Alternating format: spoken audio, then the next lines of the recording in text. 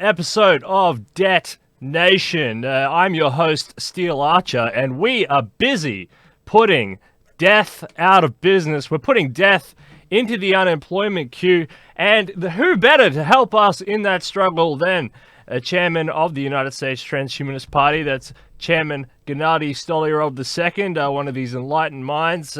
Thank you, Chairman, for coming along. Before we cross over to you, Chairman, and trust me, we're all very eager to cross over to you and hear what we have to say. Look, we have to just thank our sponsor, and, you know who it is. It's Thrivous. It's Lincoln Cannon's wonderful company it distributes nootropics and geoprotectors. If you want to thrive in your life, if you want to really hit a home run, if you want a better, healthier body and brain, you got to get over to Thrivous. But the other way to do it is to share these episodes around. Share Debt Nation around. Share the Ustp message around. Share some transhumanism around. And you're going to get some Thrivous. It's the best deal on the internet. You can't go past it. Who else on the internet is offering this sort of deal?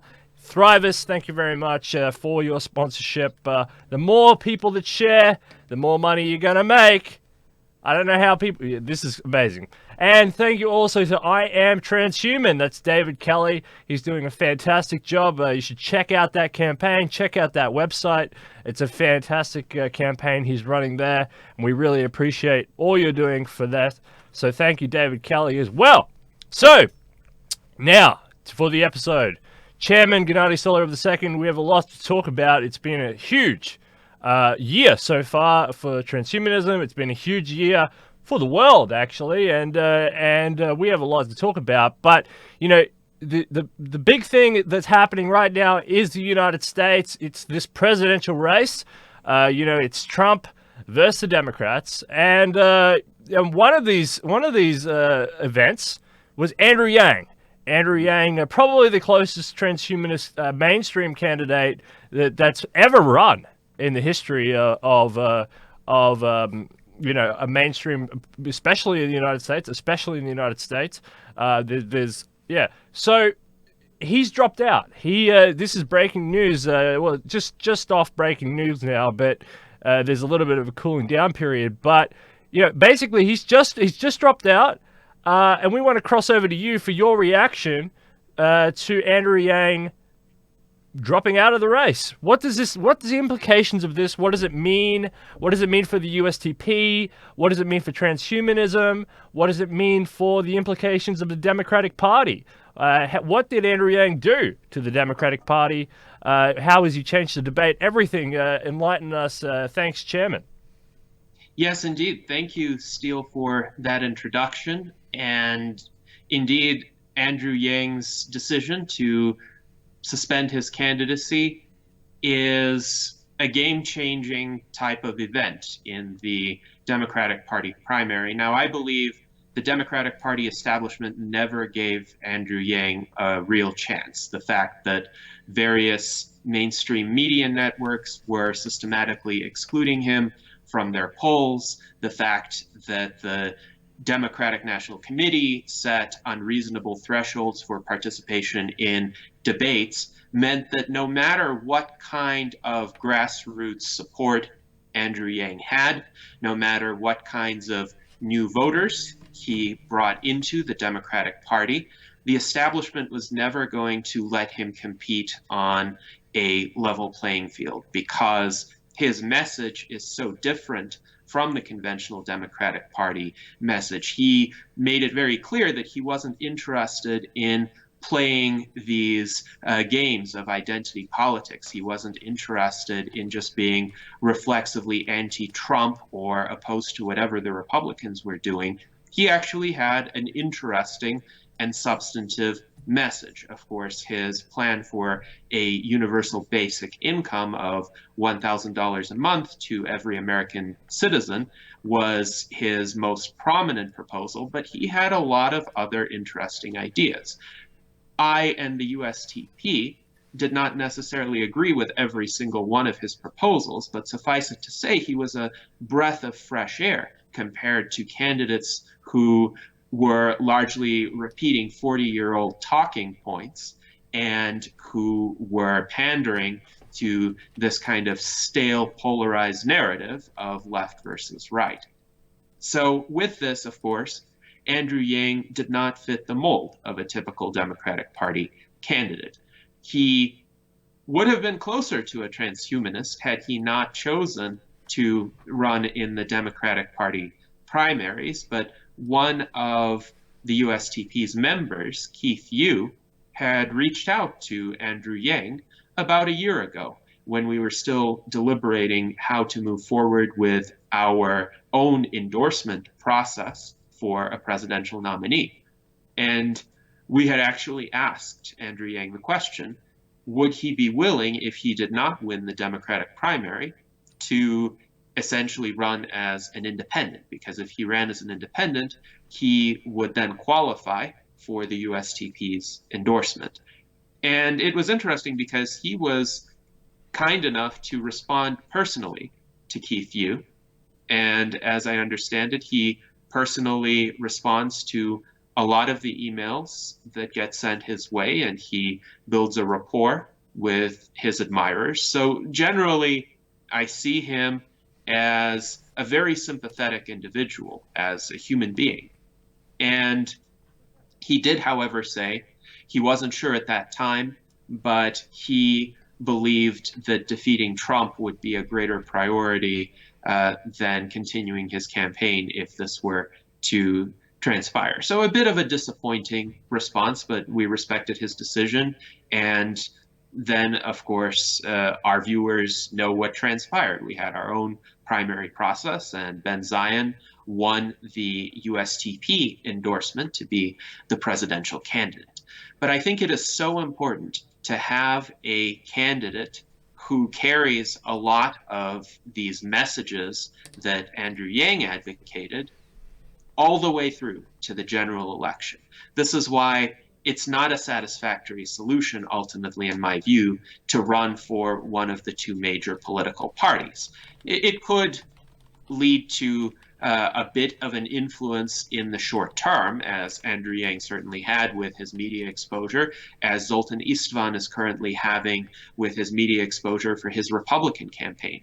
But ultimately, come the Democratic National Convention and come the Republican National Convention, a lot of these innovative challenger types of candidates, unfortunately, are not going to get past the gatekeepers who firmly dominate both political parties. And so we need an alternative. We need another political party that is willing to be principled and that is willing to advocate for the importance of technology in the realm of policy. And this is what the Ben Zion campaign is doing. This is why I strongly encourage Andrew Yang's former supporters to look at Ben Zion as the torchbearer of a lot of Andrew Yang's ideas. Indeed, Ben Zion goes a bit further. Andrew Yang had a universal basic income proposal of $1,000 a month, which would be $12,000 a year. Ben Zion believes that it would be feasible for every American citizen to attain a basic income, an unconditional basic income of $52,000 a year. So that's $40,000 a year more than what Andrew Yang proposed because of this idea of a federal land dividend. Unfortunately, Andrew Yang's basic income would have been taxpayer funded. The federal land dividend does not require taxpayer funding. It simply requires federal lands, many of which are empty right now. In the Western United States, there are vast expanses of land, which is essentially barren. It might have some natural resources there, but completely undeveloped, essentially scrublands, which for whatever reason have been appropriated by the US federal government during the history of US westward expansion. And that land is just sitting there. Imagine what could be done with it. There are hundreds of trillions of dollars of value waiting to be unlocked. And the federal land dividend proposal essentially seeks to monetize that value and distribute the proceeds to every American citizen.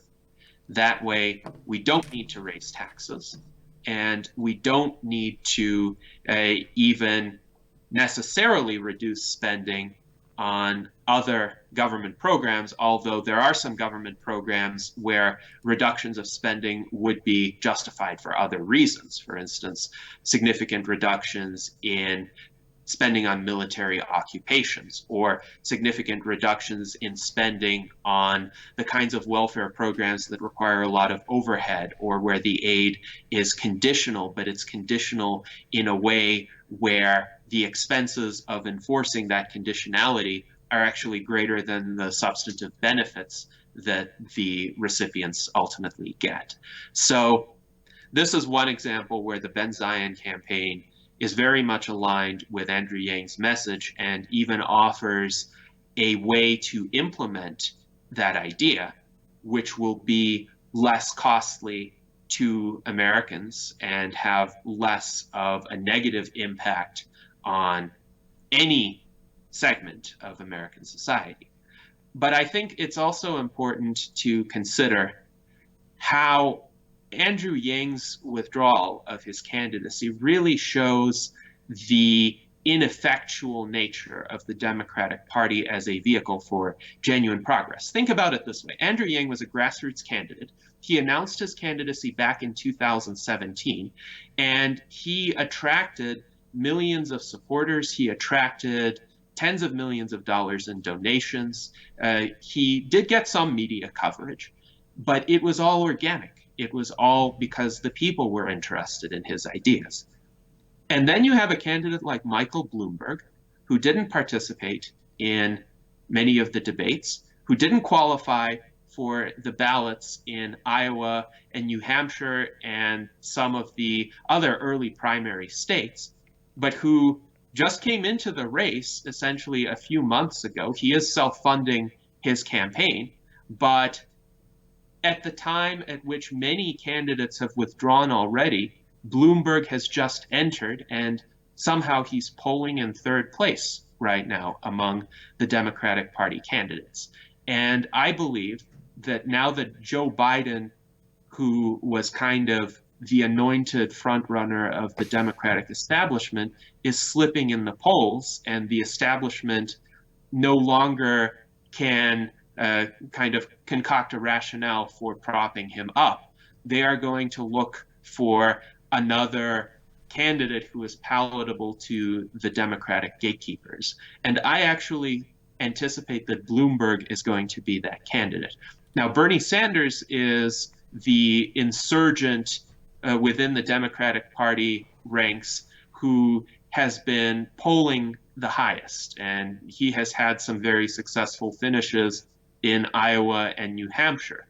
And the establishment has kind of been shifting from one candidate to another, seeing who would be the best bulwark against Bernie Sanders. It might be Mayor Pete Buttigieg of Indiana. It might be Senator Amy Klobuchar of Minnesota. But those two are actually, I think, a bit too sensible to be selected by the Democratic gatekeepers. I'm somewhat sympathetic to both of them. I think they're decent human beings.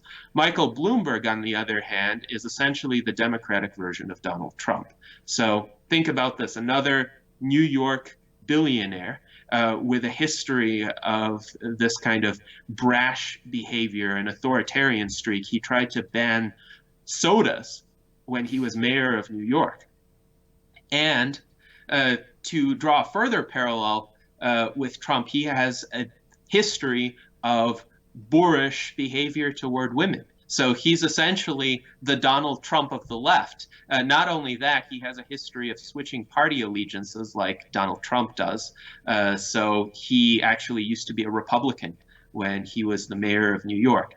And this just shows that the establishments of both parties are trying to set up a fiercely polarized contest, which is actually not going to be a contest in substance. It's going to be two New York billionaires from the same socioeconomic class running against each other, kind of pretend bashing one another.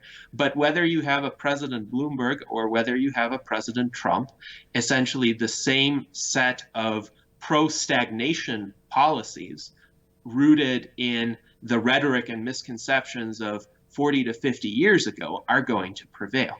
Bernie Sanders is a bit different. He is, as I've said, the challenger. I believe he is a sincere advocate of reform-minded ideology. However, he does have some weaknesses. I do think he has an excessive predilection toward essentially old-style socialism. He thinks more government programs, more government spending can solve societal problems, whereas only a large investment in technology and an acceleration of technological progress can resolve many of these issues. And the weakness of Bernie Sanders' campaign is that it seems to completely overlook the transformative potential of technology. You don't hear Bernie Sanders talking about radical life extension. You don't hear Bernie Sanders talking about artificial intelligence or space colonization, or even solutions like a universal basic income or electronic voting via the blockchain, all of which are strong components of the Ben Zion campaign. So I would say Bernie Sanders is an example of a good human being and a good progressive candidate from an earlier era. But unfortunately, he's still kind of stuck in this mentality of the previous paradigm. And I think he is the last hurrah of that paradigm. What is also interesting about this presidential contest is how so many of the candidates are in their late 70s, including Joe Biden, including Bernie Sanders, including Michael Bloomberg. So all of these candidates, given the current state of medical care and the fact that people today do face a kind of unavoidable decline in their late 70s, early 80s, are going to be running for the last time. So there is going to be an immense power vacuum come 2024. And even Donald Trump, if he wins this presidential election, is not going to be president again. He will be termed out because he will have reached 8 years in office. And then somebody else will even have to run on the Republican side. And I hope that this will open up the field to a new generation of candidates. But not only that, with the establishments of both parties essentially aging out of office, there will be an opening for new political parties and a new dynamic to arise. I think in 2020, we are setting the stage for that dynamic. I totally agree with those sentiments, and that's what we are preparing for. The episode title is called "The USTP is the Wave of the Future," and that's what I see. Andrew Yang isn't the closest transhumanist. I mean, on the Republican side, as you said, Zoltan Itzvan is rewriting what it means to be a Republican at this very time. It is interesting that that the Andrew Yang campaign actually, because when you look at America, you look at the demographics, and you look at what talk radio is saying and what Fox News is saying, and a lot of the conservative, even unconservative mainstream media, there is a huge bent in that media where it's very capitalist, very anti-UBI. But both sides are now talking about it because even Bloomberg, the Bloomberg Television, CNN, Fox News, MSNBC, CNBC, they're all talking about automation coming down the pipeline. And it's something that can't be ignored. It's something that you just cannot, you can't just ignore it anymore. We're in 2020. Automation is coming. It's starting to impact people when they go to McDonald's or when they go to any fast food restaurant. They start to order for themselves, and they see the broken window fallacy. It's kind of it's a really, really, really smart idea. I mean, this is a great idea, but when people see the economics of it in their own homes and in their own communities, when they go to the store and they go, I used to know Jenny or Jill or Tom or Dick or Harry who used to stand behind the counter and now he doesn't have a job anymore. That's when people really start to wake up. I mean, when your jobs are offshored, it's a policy. It's something to talk about. You can have a whinge about it. You look at the empty factory, whatever. But that happened in Indiana. That happened in the Rust Belt. That happened somewhere else. I don't live there. I have a different job. The other thing is this unseen automation. It's happening, and people are getting really, really worried. They're getting concerned about unemployment on a huge level. And this is Andrew Yang was the guy who has done the test now to see, and who is rallying. It's the youth. He has a very youthful campaign. A lot, if you're talking about Mayor Bloomberg, or if you're talking about President Donald Trump, the Republican field is stacked by people who are, who either are new immigrants to America, who have a lot of money and who need to build a wall to maintain their protection, behind the castle wall, or people who have existed there for generations and have something to defend because they're part of the system and they have something to defend. That's the Republican Party. The Democrat Party, the top two layers of that party is those people, and they're part of the same group. Everybody underneath that is the people who've been left out of both of those systems, whether they're new immigrants, people of color who have been disenfranchised, or people who don't have proper education or abilities to fit into a new society. And Andrew Yang and Zoltan Istvan are finding those people. They are talking to those people, and those people are saying, all right, I'm not an AI programmer. I'm not, somebody with skills to fit into the new economy, and this is scary. This is coming, and I am scared. And what the USTP is saying is, well, it's we don't have to go down this Keynesian logic of the broken window fallacy. Actually, with the proliferation of technology, we're actually going to create you more jobs. There's going to be more jobs, but those jobs won't look like the jobs that you typically see. You don't have to go back to an old time of standing behind the counter and washing dishes. You don't have to go back to a time of manual labor. You can go forward into a new prosperous future where the jobs don't look like jobs. And for example, a lot of the older generation might be baffled, for example, of the Twitch revolution, where a lot of people sit around and they play video games all day, talking to online fans who then donate them money, and this is a perfectly acceptable occupation in today's if you're lucky enough to do that, and there's a lot of people who do that, for example. But that's not exactly that's not sitting behind a counter. This is a new type of industry that has potential. But you have to play with this idea. You have to take this idea and you have to throw it out there. But again, if you are one of those people who are worried about losing your job, you will have to be supplemented by some sort of income, especially if you don't fit any of the established group mechanisms. If you're not a Republican and you don't have something to defend, if you're not a new immigrant with money, you probably want to look at the USTP and Benzion 2020 or Zoltan Istvan. If you're a Democrat that feels disenfranchised and you feel like you're going to be left out of the new economy as well, you might want to look at Benzion 2020. Zoltan Istvan, Andrew Yang, because they're going to build up a economy that's fair to you, and that's really what's going to happen. Because the reality of the situation is that for the most part, without a dramatic change, like you said, the military-industrial complex will just keep getting money, and there'll be a huge misdirection of capital, a misallocation of capital.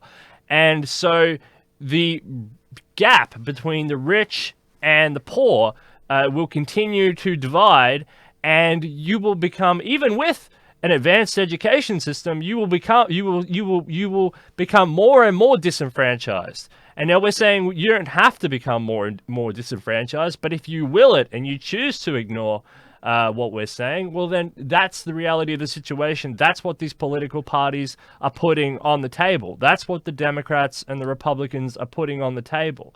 And you don't have to. We don't want you to. We want you to fit into a new economy, into a new way that allows technology and that allows the implementation of sound policy, that you can participate in the economy as well. You are part of the new economy. Gennady. Yes, indeed. So I want to address a few of the points that were made. First of all, Zoltan Istvan is running as a Republican, as we know, and he is the challenger to Donald Trump. I think among the challengers to Trump, really, he and Bill Weld are the two major players left standing. And Zoltan Istvan can continue to carry the messages of techno-optimism, universal basic income, a kind of solution-oriented platform for a few more months. But of course, when the Republican National Convention happens in June, and unless there is an extremely unforeseen string of events, it seems that Donald Trump will win the Republican nomination. Zoltan himself acknowledges this. So we need to consider also, what are Zoltan's supporters going to do once this transpires? And by all means, I would encourage them to remain with Zoltan's campaign and to help promote it, help spread its message. Zoltan recently redesigned his campaign policies. He came out with a 20-point plan, which I think is a bit more sensible than some of his previous messaging.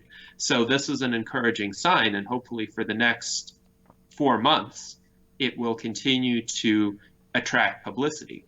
But afterward, those messages and related messages in the realms of futurism, techno-optimism, transhumanism, longevity advocacy have to have a home and have to have a vehicle. And the Ben Zion campaign is that vehicle. So eventually what I hope to see is a convergence of all of these political strains that have manifested themselves during this election.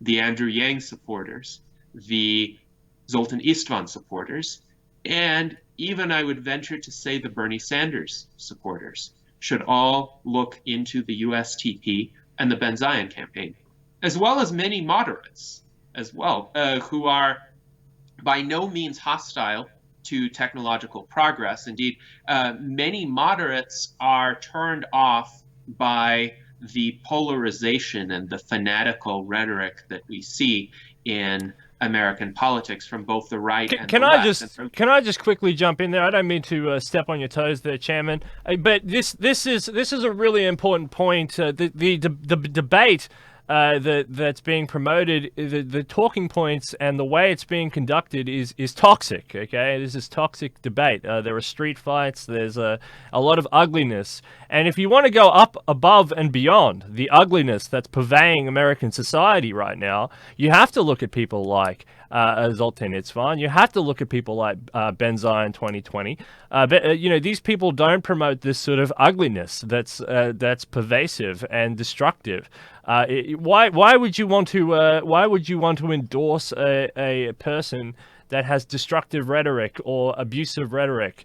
You want to endorse candidates that have serious talking points, serious policies, and that have constructive rhetoric. Because isn't the point of politics about defending the United States, defending America, putting America and by definition the rest of the world in a more secure, stable, prosperous, healthy on a healthy footing?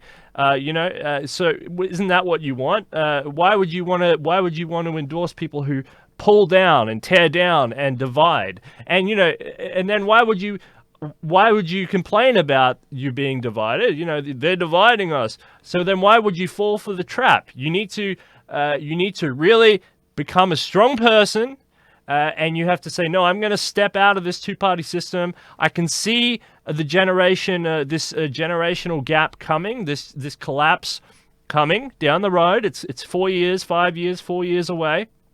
And you know what I'm going to do? I'm going to go out on a limb and I'm going to support these people and these policies and see and give them a leg up so that we can have more constructive debate into the future.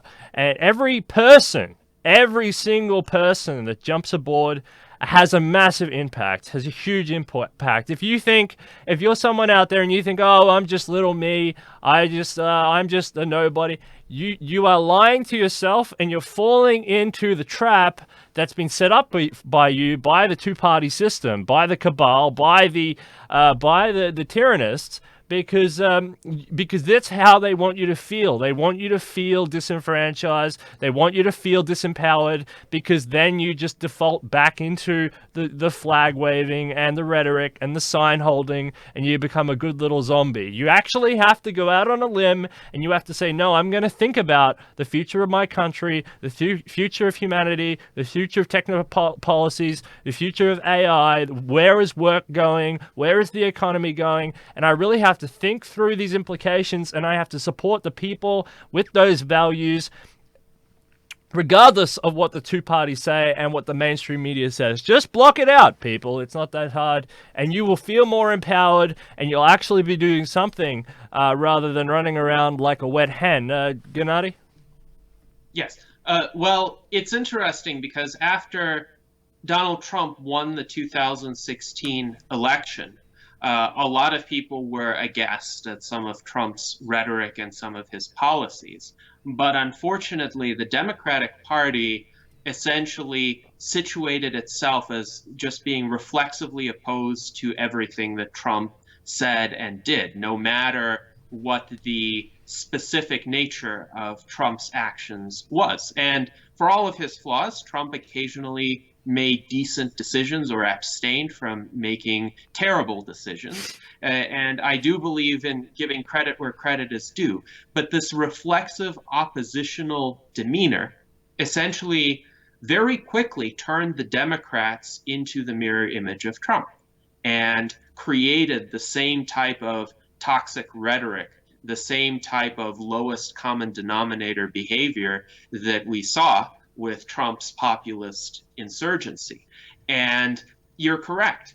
The establishments of both political parties are using these fear-mongering and bullying tactics in order to essentially motivate people in the basest possible ways to support their own wing of essentially the same establishment. As I mentioned, Trump and Bloomberg are from the same social circle. They know one another. A lot of the people within this gatekeeper class are essentially buddies with one another, and they may have personal feuds, but it's the same clique that is trying to divide and conquer and divide and rule the United States populace.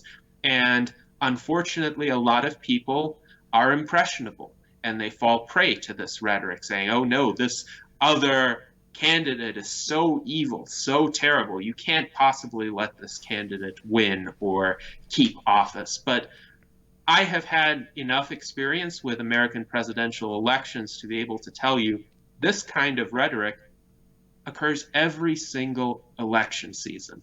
I've heard it used against George W. Bush and against John Kerry. I've heard it used against Barack Obama and against John McCain and against Mitt Romney and against Hillary Clinton and against Donald Trump. And it'll be used again this election season against Donald Trump and against whomever his opponent is going to be. Now, my prediction is Bernie Sanders is going to win a lot of primaries, but there will be found a way by the Democratic National Committee to prevent him from getting the nomination through some combination of superdelegates, voting apps, failing and biased media coverage, because a lot of the political pundits, a lot of the media class is actually aligned with this ruling clique that I mentioned.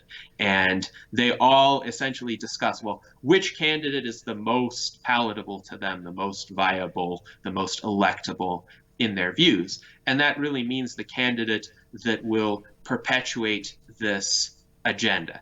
And this agenda really is power for power's sake. So this ruling clique doesn't really care that Donald Trump is in power. They dislike Trump because Trump is a bit blunter than they would prefer to be.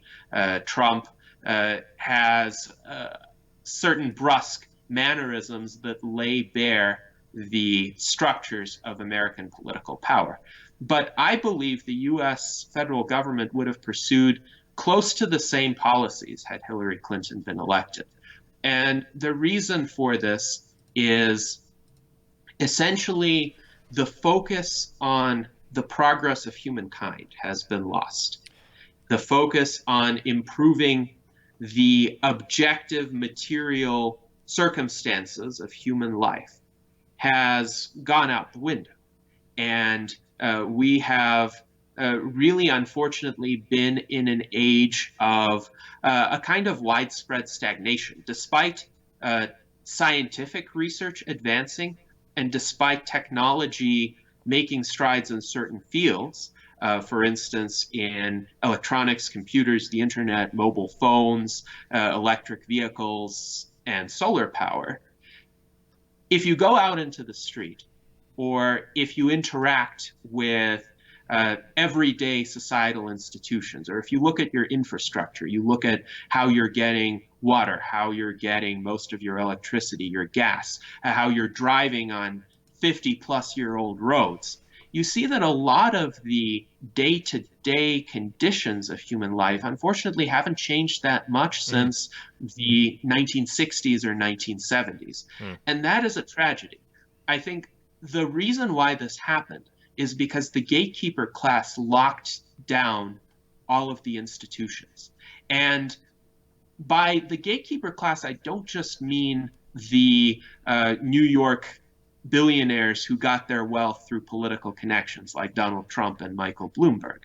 I mean the people who were installed in city councils at the behest of pressure groups. I mean the wealthy homeowners in a particular development who form a homeowners association and micromanage how people are allowed or not allowed to paint their houses and what flowers they're allowed to plant, and who will come out in droves whenever a new developer is proposing to build an apartment complex in their vicinity because they don't want those poor people or those newcomers into the area to have affordable housing.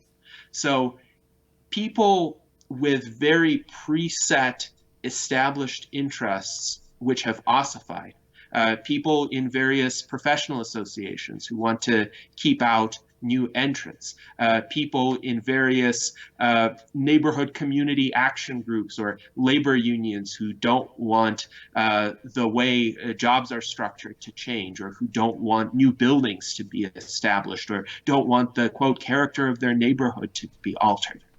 Those are all impediments that has stagnated American society and societies in many other parts of the Western world. Essentially, if you think about why did a country like Japan, which was ravaged by World War II, progress so rapidly in the 3 or 4 decades afterward? It was because all of the old ruling classes were gone. All of the old monopolies, oligopolies, hierarchies of power were swept away. And the United States came in and had a military administration for 6 years. But it was a kind of basic administration where there was a Western-style constitution, the US military enforced the rule of law, but essentially the economy was free to develop, technology was free to develop. And the Japanese people are extremely innovative, they're technologically minded, they're diligent, they're hardworking, and they were able to create an economic miracle in very short order. But over time, a new web of this kind of institutional malaise arrived. And I think over time, unfortunately, because of the vulnerabilities of human psychology, these types of interlocking constraints tend to develop. I think it happens when people get to a point in life where they think, oh, they have enough, but they don't want anymore to exert the kind of effort that they once had to in order to get to a prosperous place in life. Or perhaps if they have the residual work ethic to do that, their descendants might not, and their descendants might wish to perpetuate kind of a more privileged position for themselves.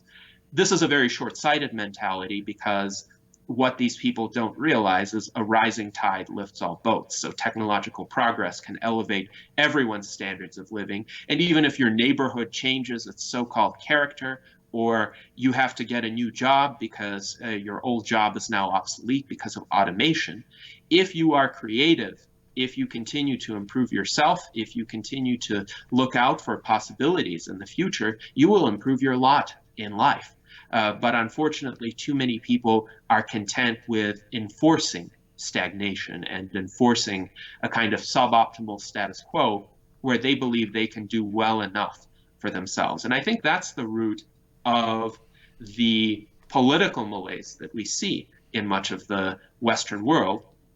In the United States, it's amplified by the fact that there is this pundit class, which includes talking heads, it includes campaign consultants, it includes media figures like the now disgraced Les Moonves of CBS, who was one of the justified victims of the Me Too movement. But prior to his fall from grace, he made a comment to the effect that Donald Trump is terrible for the country, but he's great for CBS, because CBS was able to get so much more views and so much higher ratings because of Donald Trump and his antics.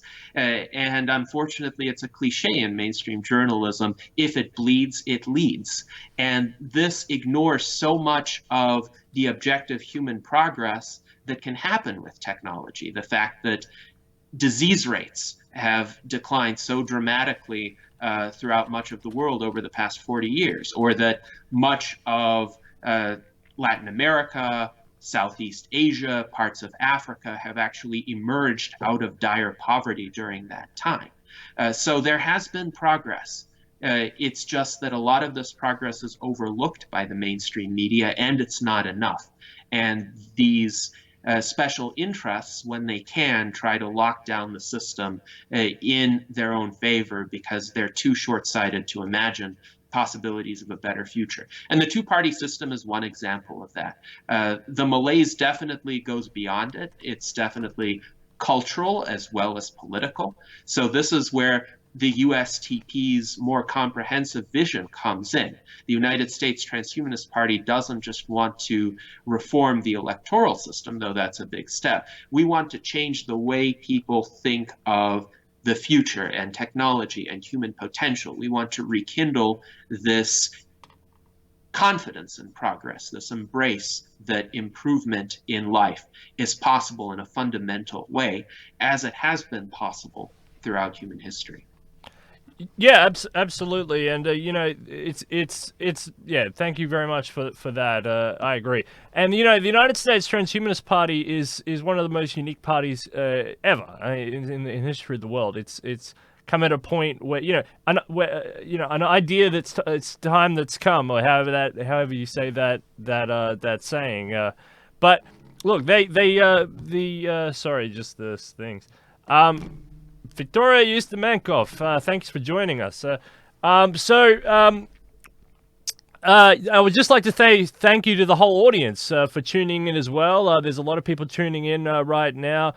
Keep talking. You should do this every episode. Make sure you like, you hit the bell, you subscribe. You can see when we go live.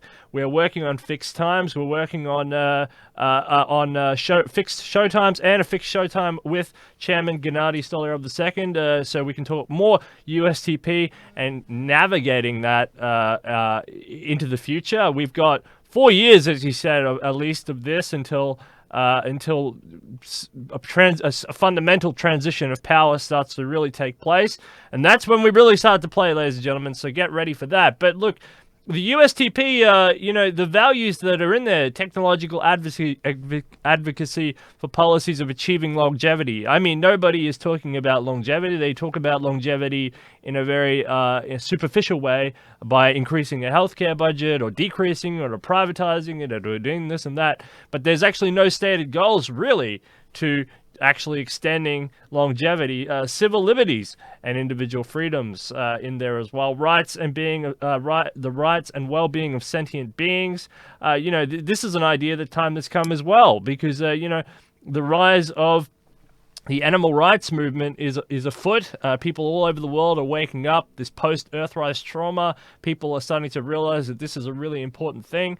As the rainforests and the deforestation goes on, and as there's overfishing, people are waking up to the rights and well-being of sentient entities everywhere. And that's indigenous communities, Western communities, Eastern communities. Everybody's realizing that this is a really important idea as well. Addressing existential risks. We're all in the same boat here. This is something really important as well that the USTP promotes, and this is a humanity plus policies as well. We talk about the United States, but we talk about the United States as a vehicle, as an extension of benefiting humanity. I mean, if we were if Uganda was the place, we'd be talking about Uganda. If South Africa was, if Australia was, but we're talking about the United States here because the United States gives humanity the best opportunity at realizing a better future. Rationality in education. If you're out there and you're wondering how you're going to fit into the new economy, the new emerging economy with all this technology, and where your place will be, we need a radical rethink from a 1,000,000-year-old education system. It has to be radically rethought, like Khan Academy is radically rethinking it, or there's a lot of online YouTubes and other things that are rethinking it. But it doesn't just have to be decentralized. We have to rethink of it at a national policy level as well, and something that can be replicated throughout not just somewhere developed like the United States or Australia, but also in developing countries around the world, and pushed right up to the United Nations as well. Reforming political processes and improving governmental accountability. Of course, this is so important, and of course, this is something that's really important with the Benzine 2020 campaign. That's digitalization, that's blockchain, and improving accountability. Well, absolutely. You don't want any more lost files. A lot of it is scandal. He said this, he said that. The emails were deleted. If you think this isn't really important, Hillary Clinton, one of the big things was, the emails. That's all Donald Trump had to say, and she lost the election, the emails, right? So improving governmental accountability, economic and fiscal policy, international initiatives, and technological solutions to societal issues. And this is a really, really big one. And you've got Andrew Yang on the Democratic side, promoting this message: the freedom dividend, Medicare for all, human-centered capitalism. That's not American-centered capitalism. That's something endorsed by the Democratic Party. It's a human-centered capitalism, a new re-engineering, a rethinking of capitalism, and it's embraced in a way that someone like AOC just simply can't get across, because it's too easy to label her a communist or a this or that, or she calls herself a progressive Democrat or something, but in a polarized rhetoric, it's very hard to transfer that idea over. But Andrew Yang has somehow enabled human-centered capitalism to actually become a notion thought of. And in America, you've got huge issues with gun safety, reducing the student loan burden. This is a huge issue. This is well over $1 trillion now. It's spiraling out of control. It could cause a lot of economic malaise and a lot of misdirected debt as well. That the youth they're getting degrees for left-handed puppetry. This is not the type of economic or educational system that you want. You shouldn't get a degree in left-handed puppetry. You should be getting a degree in some of the new skill sets, such as AI, such as so that are coming around the corner. Combat climate change, achieved net zero emissions by 2049. That's an Andrew Yang policy. Climate change coming big onto the agenda. This is going to be something that's continuing to spiral upwards in the debate. Value-added tax, huge. When you're talking about automation, women's right to choose, southern border security, and making taxes fun. And then you got Zoltan Itzvan's policies as well. The 20 points. Initiate a tax-free basic income utilizing vast natural resources and the federal lands that aims to permanently eliminate poverty, homelessness, and hunger in the United States. Huge policy. Also, you can see reflected in the Benzion 2020 campaign as well. Introduce a fourth branch of government that would be based on the concept of digital direct democracy. The idea that the citizens can vote on policies in real time using new technologies. That the other three branches of government must legally consider. This is a very, very, very interesting idea. We've had the different branches of government, the legislative, judicial, and executive branches. I mean, this is an old technology now, and now we're talking about adding new things to a new and complicated world. That's a very big thought. You can play with that thought in a big way. It's huge. Create permanent language that assures the government will regularly use resources to protect the country and planet from existential risks such as asteroids, plagues, climate change, and nuclear risk, AI innovation, etc. Huge. USTP, all over that. The USTP is the strongest party on those sorts of issues. Added a balanced budget amendment to control a runaway deficit. Remember, people, the difference between the national debt and the deficit. We're, debt nation, right? I mean, debt is a huge issue. It's a big issue. It'll drag down the productivity of your people. And when you drag down the productivity of your people, you end up in a whole load of stagnation. Protect morphological freedom in adults, the right to do anything to your body so long as it doesn't harm others. In the coming transhumanist age, the government should not be able to limit what we can do with our bodies, regardless of cultural norms, religious bias, or political orientation. Morphological freedom, huge. Augmented people are already here, in the medical industry, whether that be pacemakers or, cochlear implants or whatever, but increasingly arms and limbs are becoming becoming huge. People are entitled to have arms and limbs if technology allows them. I don't know why people would want to take that right away. You're allowed. You're allowed to have your own biological arms. No one's going to cut yours off. So why wouldn't you let someone else put one on, for example? But also microchipping, self-microchipping. If you have a company, and you want to microchip for some reason, why not? I mean, fantastic. Biohacking, etc. Morphological freedom is a huge issue. Declare aging and all disease to be eradicated as a national health mission of the United States. That is also really massive. Aging as a disease is something that you do not hear about, but thank goodness for Zoltan Itzvan raising the alarm within the Republican Party. You declare aging a disease, people, and suddenly you're going to get rid of a lot of the diseases. A lot of the diseases that are caused by aging. That's how you eliminate a lot of the diseases. It's not, you don't have to just stay with this old band-aid solution of waiting for a disease to pop up and then actually killing the source. No, you kill the ultimate source of a lot of the diseases. So that's declaring aging a disease. Implemented ranked voting on federal level, as well as term limits throughout the government. That's a huge one in the United States because a lot of these guys go on for 50 years. They become career politicians. And then someone like Donald Trump will come in and say, oh, you got to drain the swamp, these career politicians. And it's not true.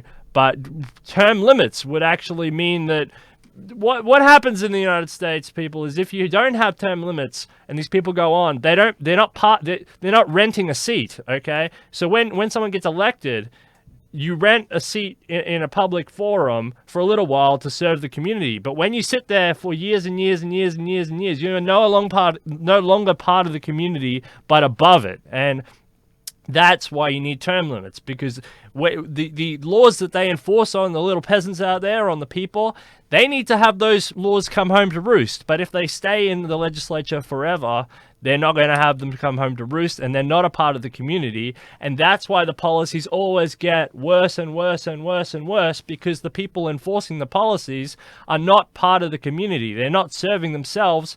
They're enforcing things on the little people out there. Create legal mechanisms to more easily and speedily adjust the Constitution to radically changing times and accelerating technology. Huge, big swaths of information there. Sorry for dragging you through that, Chairman, but the debate is changing. No one's talking about Iraq or Iran or foreign policy. These are George Bushian type things. These are going. No one's talking about oil. No one's talking about it's a lot of domestic health orientated. It's what do we do with the future? And the United States Transhumanist-Party, it's the party that's really focused on your health, your well-being, your economic concern. This universal basic income idea, about navigating technology in the future, which people are becoming more and more and more worried about, and they shouldn't be. They should be embracing technology. But if you're a clever person in the Republican or Democratic parties, you will drum up the fear. But they also don't have solutions themselves. So they're actually drumming. It's a self-perpetuating cycle where they drum up the fear, then they become scared, and then the system goes around and again. And that's not the way it should be. People should understand the optimistic side of technology and how it's benefited them already and how it can continue to benefit them, but how you have to have safety and ethical implications and mechanisms in order to navigate that new world. And for that, people have to wake up. Everybody, as an individual, is powerful. Everybody needs to get out of bed and say, I'm going to do something for my country. I'm going to do something for humanity. And I'm going to look at these policies seriously. I'm going to look at Ben Zion seriously. I'm going to look at Andrew Yang seriously. I'm going to look at Zoltan Itzvan seriously. And if we look at these seriously all together, we can get on the road to a better, healthier, happier, safer world. As I have been saying since 2016, mainstream politics is dominated by fear. However, the U.S. Transhumanist Party is the party of hope. And I think that is a distinctive message that should resonate with American voters. American voters have been looking a way out of this matrix of fear. However, unfortunately, the political establishment has manipulated them in many cases into remaining within that matrix because of this perception of how horrible one of the options would be. But imagine if there were no Donald Trump, for instance, what would have happened? Maybe some people would not perceive whichever alternative the Republican Party had put forth as being that distinctively horrible. But I'm sure various Democratic campaign strategists would have concocted a serious narrative that would be quite similar about one of the other candidates. Let's say it was Ted Cruz who had gotten the Republican nomination in 2016, or even someone like Jeb Bush, where the scare narrative would have played off of Jeb's relationship to his brother George W. Bush, who you may recall back during the 2000s was rather humorously compared to Hitler, even though by any set of metrics, the two are quite far apart. So this scaremongering machine would have found a way to exert itself, because that's what these campaign strategists for the two major political parties are being paid to do. There's even a whole industry called opposition research in American politics.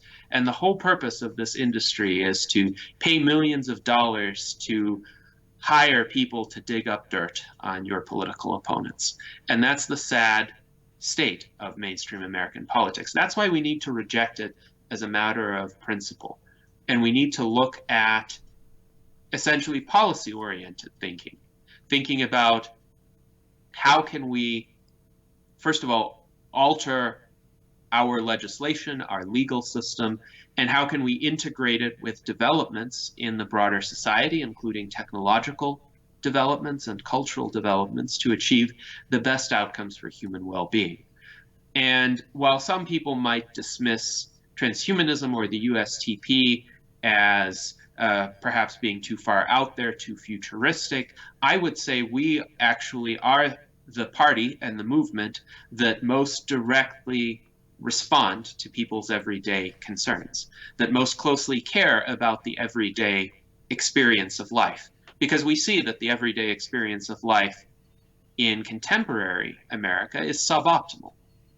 As I've mentioned, if you go out and you have to drive on a road that is a half century old or older and hasn't been very well maintained, if your water and your natural gas gets provided through 50-year-old pipes, you have a problem. You have a poor quality of life. No matter how much money you have, your quality of life suffers because the general society is fairly stagnant.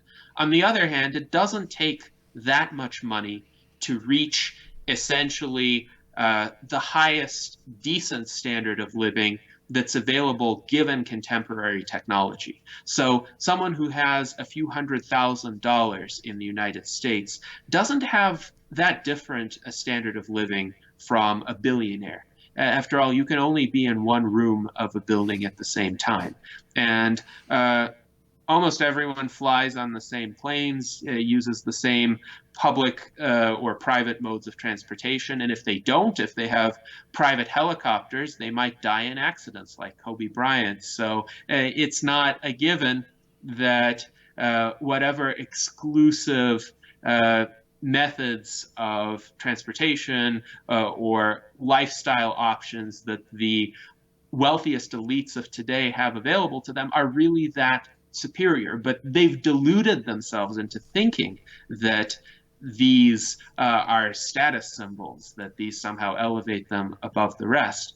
In reality, though, I would rather be an ordinary person today than a king in medieval Europe, or even someone like John D. Rockefeller, who was the wealthiest person in the world at the turn of the 20th century, and arguably the wealthiest person in history. Still, he lived to be 97 years old, which is remarkable by the standards of his time. He was just a person in really good health, but he did not have the benefit of modern medical care. And he did not have the benefit of a lot of the technologies that people today take for granted. So one could make a good case that his standard of living was lower than that of most people in the United States today.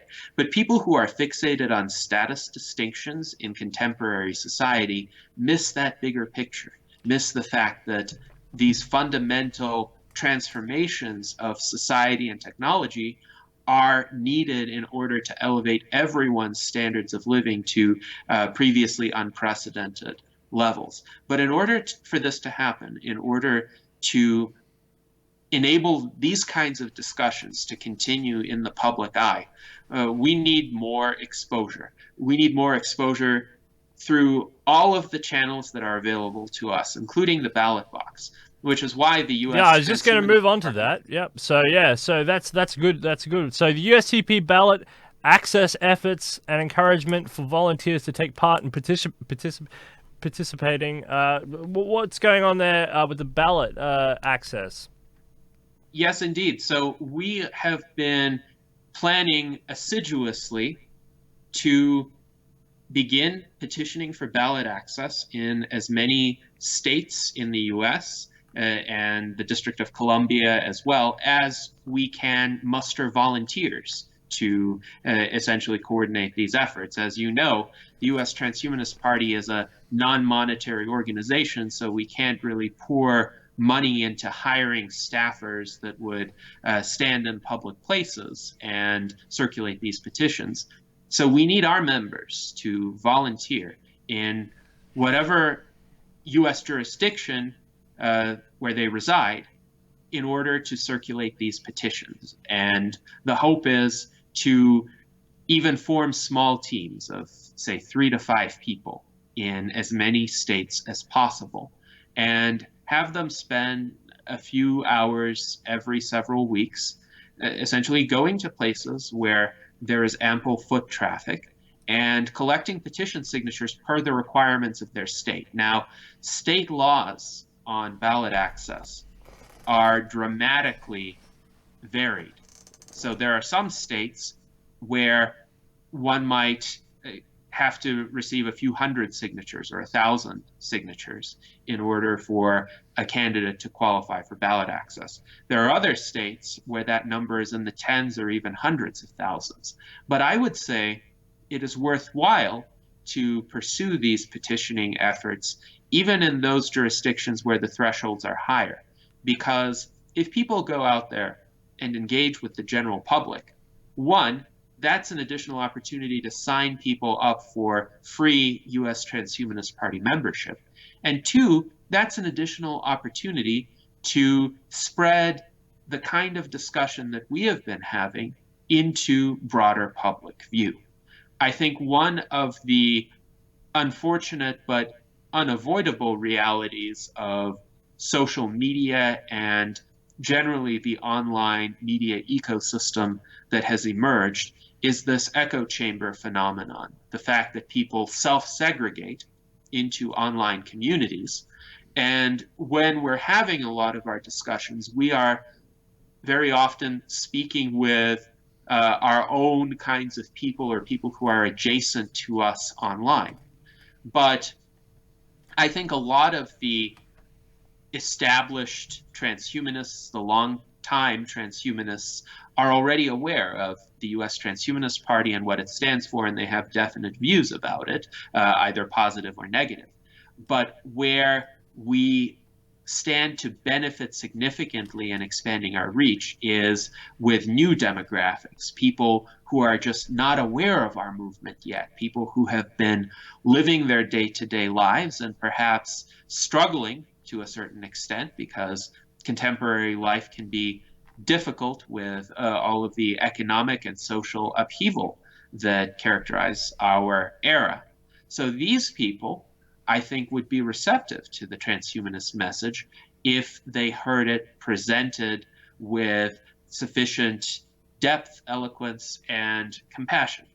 So as an example, based on some of our demographic analyses, the US Transhumanist Party membership is about 85% male and 15% female. And it's been a bit perplexing as to why that is. There have been various hypotheses, but surely it suggests that there is an untapped demographic here, that perhaps more females need to be aware of the US Transhumanist Party and of transhumanism and what it stands for. And if we have petitioners out in the streets, they'll get seen by people of both genders and hopefully be approached by people of both genders and have that conversation and gradually get the word spread out among demographics that for whatever reason have not been as exposed to transhumanism in the past, based on the observations that I have heard from people like Aubrey de Grey and Ben Zion himself. The main issue with regard to our movement isn't public hostility toward it. I would say a lot of the public, at least a substantial minority fraction, if not a slim majority, would be quite receptive or at least tolerant of our ideas. I think the main problem is still an awareness problem. So this is a new way for us to garner that kind of public awareness. So what I would ask is that anyone who is interested in being a volunteer to circulate ballot access petitions, contact me, send me an email, even make a comment on this video, or go to the Transhumanist Party Facebook group, make a comment there. Essentially, contact me through any of a variety of possible venues. You could join our Discord server, which was established just today, and this is a place for conversations. It's also a place for threads to be devoted to subject-specific areas like ballot access coordination. So we could have a thread for ballot access coordination in each state, where volunteers from that state would be able to discuss relevant logistics amongst themselves. And we would also have other threads, a thread for our foreign ambassadors, for instance, a thread for the Ben Zion campaign at large, threads for subject-specific discussions. So this is another platform that we are pleased to have made available. But I think the key is activity and communication. So we are still a small but growing movement. And the way we grow is by interfacing with the broader world. And I will tell you, as you also pointed out, Steele, that a single individual can make an immense difference. Maybe we won't be able to affect who gets elected president in November 2020, but we can affect the political discussion of this election season, and we can affect what people are exposed to and how that shapes their thought processes. The open debate in Chicago on March 4th, which is hosted by the Free and Equal Elections Foundation, will be a great example of that. Ben Zion will be present there on the debate stage, as will Zoltan Istvan, as will over 20 candidates from other political parties. So this will be the largest open debate, I think, in U.S. political history. And I'm pleased to have contributed financially to helping make that debate happen. I'm thankful to all of the other donors who have done the same. But this is how we shape the conversation, and this is how we get the ideas out there. Think of new and innovative ways to broaden our reach, extend it to new demographics, extend it to segments of the American population who haven't even heard of transhumanism before.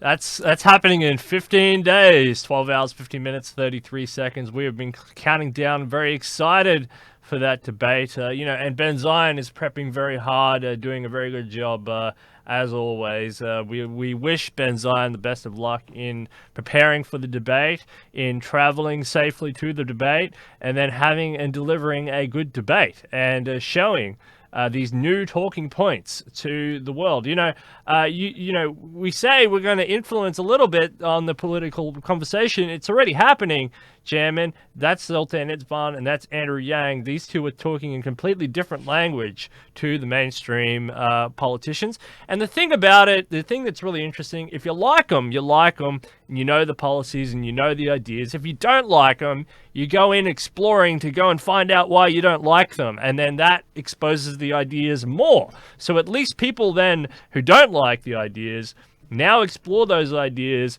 and then come up with arguments and go on TV and complain about the different policies and expose those ideas even more.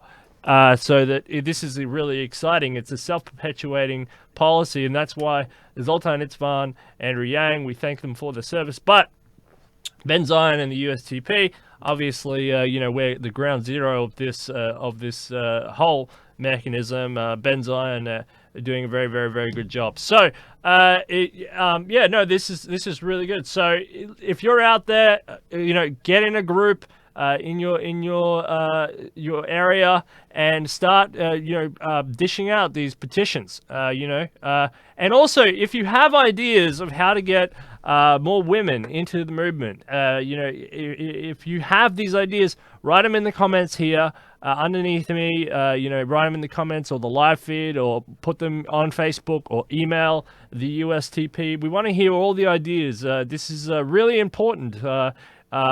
is there something we're doing wrong? Is there something wrong with the ideas? Are we missing a core of ideas that do we not talk about women's health enough? Is there what is the notion, and why are women only represented by 15%? We'd like to boost that a lot. A lot. So if you've got ideas, throw your ideas out there, and let's hear them. Very excited to hear them. Fantastic. Well, what else have we got on the agenda? Coronavirus and the importance of proportional risk assessment. Pavel Ilan writing a very good article there in Medium. What did you want to say on the coronavirus? Are you worried about it? Scared? Not scared? What's going on over there? So I am not personally worried about contracting coronavirus any more than I would be personally worried about contracting the seasonal influenza virus, which generally kills many more people than the coronavirus has killed thus far. The death toll in the United States from the seasonal flu is in the high tens of thousands per year generally. And the coronavirus thus far has killed about 1,000 individuals, though the death toll is rising. And there are some justified concerns about how the Chinese government has handled this epidemic, how initially it was downplayed, how the requisite containment measures were not implemented. And I can understand that there would be some concern because it's a new type of virus, a newly mutated infection, and it does tend to have a higher fatality rate than the seasonal flu. However, if you think back to similar kinds of epidemics, the SARS virus in 2002, 2003, the Ebola and Zika outbreaks that occurred during the middle of the last decade, you see that, yes, they are unfortunate, they are deadly, they have killed people, and I don't wish to diminish the tragedy of that. It's a tragedy when a single human being dies, and all possible efforts should be devoted toward stopping the spread of these diseases. So I'm completely in support of medical assistance. I'm in support of reasonable quarantine measures because people do not have the right to infect others with any type of disease. But I also urge the American public and the public throughout the world not to panic about this and not to let this interfere with day-to-day life in most places in the world. Probably you shouldn't be traveling to Wuhan, China. But if you are just going about your business in the United States, I don't think the existence of coronavirus in Wuhan, China, or the single-digit cases that have spread to other parts of the world should concern you any more than the seasonal flu does. Take regular hygiene precautions, and furthermore, be a prudent person with regard to how you handle risk more generally. The fact is, 150,000 people die every day in the world, and about 100 to 110,000 die of diseases that are directly associated with biological aging. So what we should be really worried about and treat as a public health emergency would be heart disease, cancer, diabetes, Alzheimer's disease, all of the degenerative diseases whose probability increases dramatically due to old age. We should also be concerned about the everyday physical threats to our safety, such as automobile accidents. And we should be pushing for autonomous vehicles to be implemented throughout the entire Western world so that tens of thousands of people do not die every year in the United States alone. The death rate from automobile accidents in the US is around 40,000 per year. And in the world combined, it's about 2 million per year. And we should be worried about hospital-acquired infections. Hospital-acquired infections kill about 90,000 Americans per year, which is more than the seasonal flu and certainly more than coronavirus. I won't rule out fatalities from coronavirus in the United States. I would venture to say you would probably be able to count them on one hand or two hands. So again, a tragedy for those affected by it, but for most of us, this is not going to be a world-changing event. I don't believe, and this is a more ambitious prediction, that another pandemic along the lines of the Spanish flu of 1918 is going to be a reality in the Western world. Even though we are more interconnected, there's more travel, there's also more awareness of disease. There's also more potential for suppressing an epidemic. There are better public health systems, even in China today, compared to what existed in 1918, 1919 in Europe and the United States. The Chinese system is much farther advanced. And there is a certain respect for technology in China. There is a certain ability to rapidly deploy some kind of solution, as the Chinese government has shown in its ability to construct makeshift hospitals within a few days. They're dealing with an unfortunate situation. Their response has not been perfect, and a centralized party apparatus is often going to have a temptation to kind of suppress the bad news or try to encourage the population to keep calm and carry on.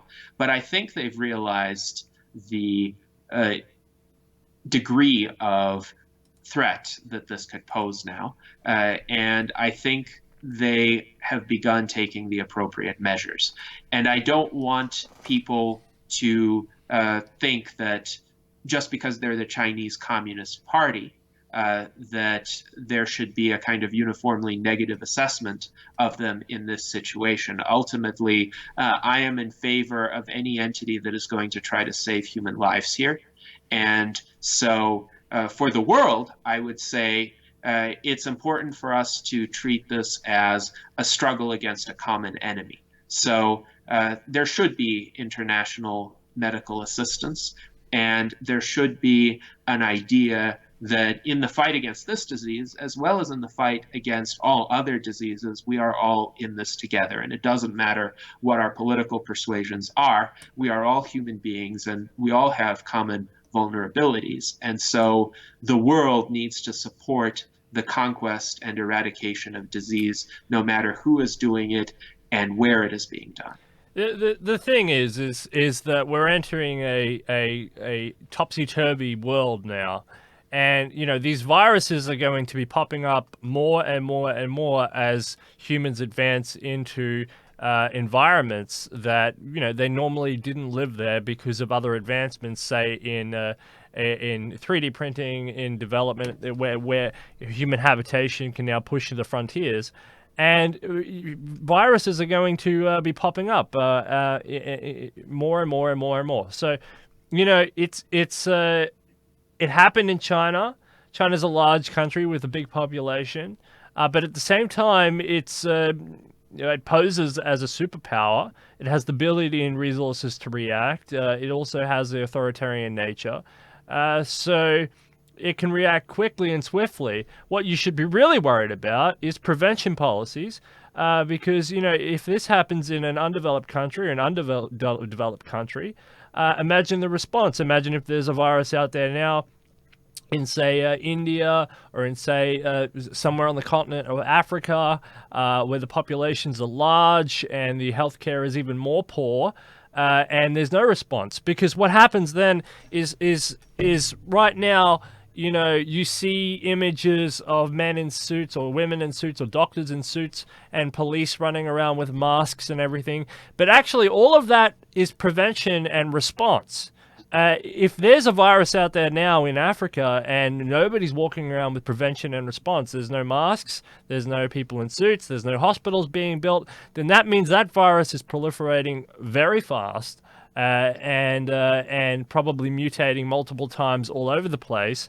And that's much more of a worry, okay? So actually seeing all these images in, you know, coming out, you know, of China with people in masks and stuff isn't actually scary in a fact. That's actually part of the symptom of, that's actually part of the response mechanism. When there's a virus, you try and defeat it, right?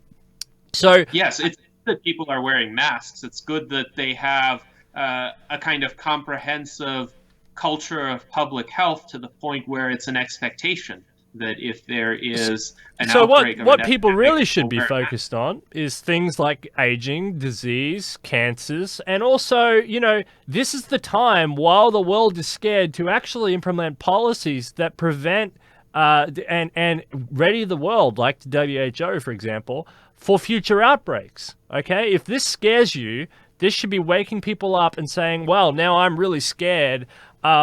We should be preparing for future outbreaks. Because if people think, all right, if you're praying that you just get rid of coronavirus and then the whole world will be better and everything will be better, you got to get ready for this to be a commonality in the future. This is not going to just be, this has happened over and over and over again in future. In Asian flu, influenza, obviously something that's just because. People don't worry about influenza or the common flu because, you walk into the supermarket and there's, or a pharmacy and there's medicines that help deal with the flu. And so it's a subconscious straight where people say, wow, the flu we've dealt with that because there's a white box that says flu cure on it. No, that's not how it works. But what you should be doing is you should be saying, well, actually, you know what? Afghanistan, war, trillions of dollars, maybe we should be rediverting those into a global response system so that if there's another type of coronavirus that's even worse and it's proliferating through some other country that's not just China, we can respond to that. But instead, people go, no, let's respond to this. Let's hold our hands in hope. And if we get rid of corona, everything will be better because it's that wishful thinking. It's always that wishful thinking. Now is the time for massive investments in public health policy, and the world knows it. And the world knows it. Whether they choose to endorse that policy or not is a different matter. But if you enjoy traveling to other countries, you get on a plane or a boat or whatever, and you enjoy going to another country. And you want to maintain that, you have to do prevention policy. That's what it is. When you take the vaccine movement is another one that it really has to have a rethink over the autonomy of the individual. It has to be a rethink because you have to think about collective security and individual rights, and there has to be a rethink in that arena. I'm not going to offer up any solutions here, but there has to be a rethink in that arena of vaccines, because you got weird disease popping up in places all over the United States where people have refused to vaccinate themselves, and they cause a risk to the greater community at whole. And if you really want to get scared, then why aren't people yelling about antibiotics? Why aren't people carrying on carrying on and on and on about the antibiotics apocalypse that's coming, with the overuse and abuse of antibiotics and people not taking the full dosage and the abuse? People get the flu and they want antibiotics and they want steroids. They want these two things. Both are ineffective, but. Steroids arguable, but what I don't understand, and people have to start thinking about this. And there are non-profits such as the Bill and Melinda Gates Foundation and others, that focus on public health and do a great job in that arena. And there are government policies that are set up to protect your national your national constituency against these things. You've seen some of these swing into action with the coronavirus, but it's not enough, and it's something that you really have to really look at and say, I actually want this to be prepared for and fixed. And, we need to start innovating solutions. And, those solutions aren't a straightforward line. That we're talking about investments in AI. We're talking about going to space. Space laboratories. You can do different tests in the ISS than you can here on Earth. You're exposed to different conditions.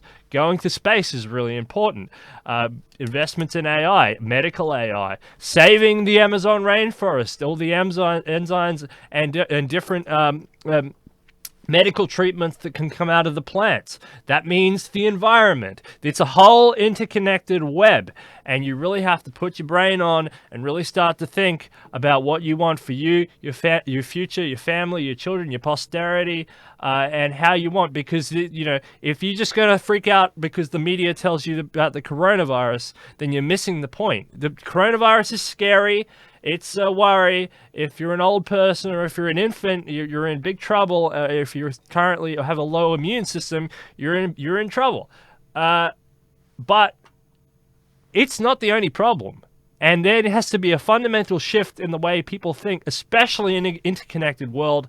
Otherwise, you're going to continue down this wrong path of responding, and scaring people, and people who are using these divide and conquer tactics, such as Bloomberg, such as Trump, such as the others in the Democratic Party and the Republican Party, who will just use it to scare you to vote for them so they can continue an age-old policy of divide and conquer. Chairman? Yes. So, as our friend Jim Stroll likes to say, our enemies are death and disease, not one another. And I believe the entire world needs to orient itself toward this mindset. Now, in libertarian circles over the past several years, I have drawn some controversy by specifically arguing against the anti-vaccination movement, because within libertarian circles, there are different perspectives on this. You mentioned the questions of individual autonomy, but my view is an individual doesn't have the right to involuntarily subject another person to a disease. And unfortunately, a lot of people in the anti-vaccination movement seem to believe that they have that right, and particularly they have the right to expose other people's children to diseases that had been eradicated in the past, such as the measles, and which should have stayed eradicated were it not for the sheer inanity of the anti-vaccination movement in the United States. I think this speaks to the importance of discourse on policy and discourse on individual rights being conditioned on a sound understanding of science. So the science clearly says that vaccines work, and it clearly illustrates the consequences, not just in theory, but in terms of empirical fact of what happens when vaccines are not available. Keep in mind, measles used to be a leading cause of death in the 19th century, and millions of people were afflicted by it. It is not a pleasant disease. And there have been so many other diseases that have been almost entirely eradicated or completely eradicated because of vaccination. Smallpox is a great example, another disease that felled millions of people in prior centuries. And the anti-vaccination advocates fail to see that, again, because they are short-sighted, because they are afflicted by a status quo bias. They think we've always had it this good with regard to the rate of prevalence of infectious diseases. And so in this kind of pampered mindset, they decide to substitute their personal preferences for truth. And I have a lot of sympathies to libertarian ideas. I also believe in individual autonomy. But I think while people are entitled to their own opinions, they are not entitled to their own facts. And the anti-vaccination movement seems to think it can invent its own facts. And just because they don't like vaccines or they believe the discredited and fraudulent studies of people like Andrew Wakefield, that they can impose that preference on other people. Now, there is a certain level of herd immunity that can exist against a disease where if 999 people are vaccinated and one person isn't, well, that one person is not likely to infect anyone else. You could make the case that if you're just making yourself vulnerable to a disease, that's your right to do that. But unfortunately, if that ideology spreads far enough, then the herd immunity will be lost. And it can get lost even if a few percentage points of the population are not vaccinated. And this is particularly dangerous with people whom you mentioned would have weak immune systems, like children. So it is specifically unconscionable for these anti-vaxxers to be exposing other people's children to disease because they refuse to vaccinate their own children. And this is a bigger problem, I would say, with children than it is with adults. So there does have to be some thinking about how even to conceive of individual autonomy so that policies can be structured to respect it to the maximum extent possible as long as people are only affecting themselves. But when it comes to other humans and their impacts on other humans, a core principle of autonomy is that one shouldn't be allowed to impose a negative externality onto other people. So nobody should be allowed to impose a disease on another person. Nobody should be able to prevent another person from living their lives as they see fit. And surely I wouldn't want to get measles from somebody else. That would derail so many of my plans. Yeah, absolutely. And, the libertarian philosophy agrees with this in the international field. They don't go around, you're not supposed to go around invading each other. You're not supposed to invade other countries. So why would you invade another person with a virus or a disease? Just as international relations, you're supposed to be trading ideas and doing benevolent things. The golden rule. You should do the same with yourself, and it's respect for the other person in the fact that they have individual liberty to not have your disease. That's the issue there. I have always leaned on the side of the of collective security in this way, because the benefits of life, liberty, and the pursuit of happiness aren't entitled with people giving and spreading diseases to each other, because that eliminates the pursuit of happiness. You can't pursue happiness when you're sick. So this is something that has to be really, really thought up about. It's one of the more difficult problems in the United States, being a more libertarian-esque country. But it's not something that's completely unsolvable. They pretty much had it solved until, these self-proclaimed experts started to pop up and, run wild on the airwaves. And, that's a challenge that can be resolved. But yes, we also have to mention that there is a Discord server, that the USTP has a Discord server that has been set up by a USTP officer. What is the news on that, Chairman? Yes, as I had mentioned previously, our Director of Scholarship, Dan Elton, set up the Discord server just today. And if you're a member, please check your email because you have received an invitation to join the Discord server. We're going to have multiple discussion channels there, and this will be an integral part of our coordination efforts for petitioning for ballot access. So please join, please take part, and stay alert to new communications and new developments. Is there anything else, Chairman, that you'd like to report, submit, say, state? Well, I will say that we recently had 3 new foreign ambassadors appointed. Oh, yeah. We have Peter Wang in China. We have Tobias Teufel in Germany. We have Ihor Kenduchev in Ukraine. He's also active in Germany within the transhumanist community there. So he and Tobias hopefully will be interfacing with one another. This is another example of how, even though we are a US political party, we do have the broader world as our focus. We recognize that transhumanism is an ideology, a movement, a philosophy that transcends boundaries. And as a result, we want to involve as many people throughout the world as possible. And we have allies throughout the world to help us popularize and spread these ideas. So welcome to our 3 new foreign ambassadors. And if you are interested in becoming a foreign ambassador, take a look at the leadership page on our website, see if your country is represented there already, and if it isn't, send in an application.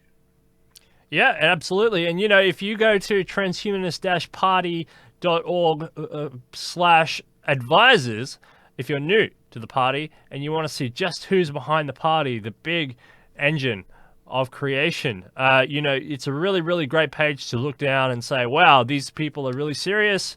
There's a lot of expertise here. There's there's hundreds and hundreds and hundreds of years collectively of experience, within these people, of all different fields, and all different educational levels, usually very, very high education levels, represented, but also the leadership page and the candidates page. This is a fascinating website full of ideas, full explosion of energy. It's something that really needs to be shone out to the world as a beacon of hope for restoring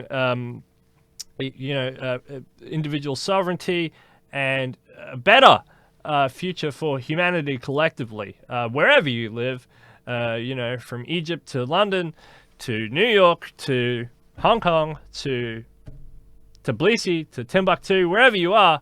You are well regarded and thought of. So this is a really important mission. Check out the advisors page. Check out the platforms, Value, Home, wherever you want to go. It's really, really important that you do that. All right. Well, thank you so much, Chairman. Fantastic coming on. We are working on the fixed times, as we said, and daily shows here or some sort of fixed time shows here. We're all working on it. It's happening.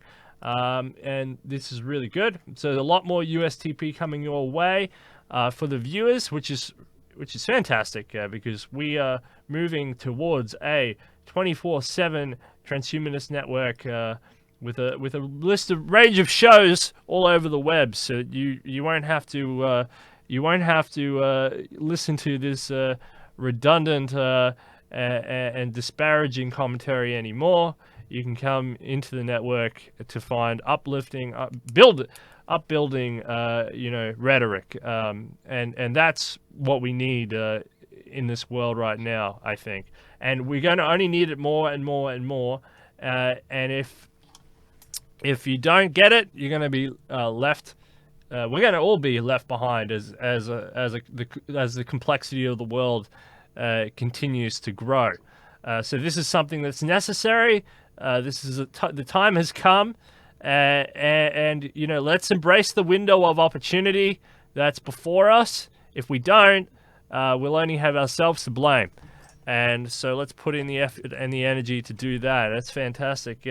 Well, I'm going to thank Thrivous, and everybody should thank Thrivous for sponsoring this episode. Thrivous is a fantastic company. Head over there to get any of your supplements that you need. And your brain will be firing. You'll have a healthier body. This is a really good company, people. I don't know what else I can say, but it's a really, really great company, and you really need to have a look at it. Lincoln Cannon, he's doing interviews with John Carrots, actually, my good friend John Carrots.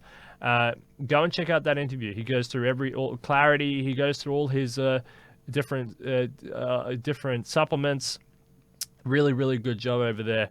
And thanks to David Kelly, I Am Transhuman, for sponsoring this episode as well. You are doing a fantastic. And thanks to Gennady Stolyarov for being a Patreon supporter. As always, it's fantastic. Thank you, Mr. Shoemaker. I hope you're being over there in New Zealand. I hope you are well. And the superfan Mike DeVerde as well. You are always doing a great job, Mike. And we really know, Mike, I have to get some people from Boeing, and I have to get some space people on here ASAP. I know. Thank you, Mike, as always. All right, thank you, Chairman. This was a fascinating episode. Everybody should share this around. If you're in the USTP, share this around, especially. So thank you very much. Thank you very much, Chairman. Thank you, Steele. Fantastic. Well, that's Detonation, where we're busy putting death out of business, and that is a hard job, I'll tell you that much, but it's doable, it's winnable. We'll keep fighting. Indeed.